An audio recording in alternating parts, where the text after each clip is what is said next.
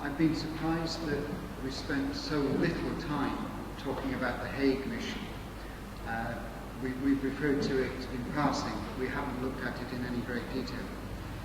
And I just wonder if Paul could say a little bit more about the US connection in terms of costs, particularly because of that Economist article, a very detailed Economist article, which suggested that there was a great deal of material coming from the USA to Britain before the United States officially tilted towards us. If this was as big an input into our victory as was suggested in the Economist article, are there any possible consequences that flow? I think one of the things one has to recognise is the nature of internal US politics in April and May 1982.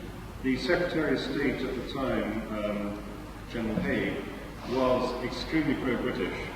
There were other elements of the Reagan administration who were far less so. Jeane Kirkpatrick in particular, the US representative of the United Nations. And there was obviously quite a considerable conflict which developed within the administration as to the extent of the support for the United Kingdom. I've talked at length to a current State Department, quite a senior man who was on Kirkpatrick's staff during the war. And it certainly is clear that this conflict continued. What I think is very important is that basically Haig carried more weight than Kirkpatrick.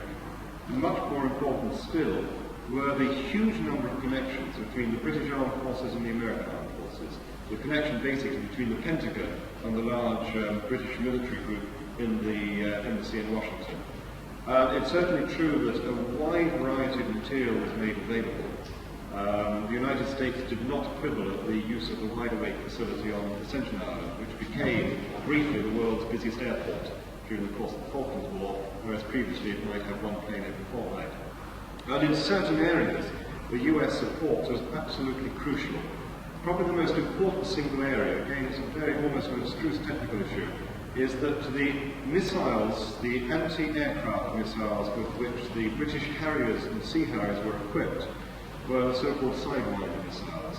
And the makers of this missile in the United States, very widely used missile, had come up with a very much improved version, which was incredibly sensitive in terms of its heat-seeking ability. Britain had some surprise of this at the start of the war. It was realized they would very quickly be exhausted. And the United States provided large numbers of the Sidewinder Mark L, which were used throughout the war and contributed hugely to the success of the Harriers in maintaining some degree of air superiority over the islands. Now that was evidently occurring before as well as after the Belgrano incident.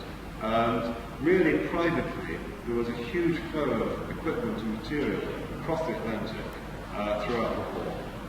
There were very close links, but it's worth pointing out there were differences of opinion within the Reagan administration.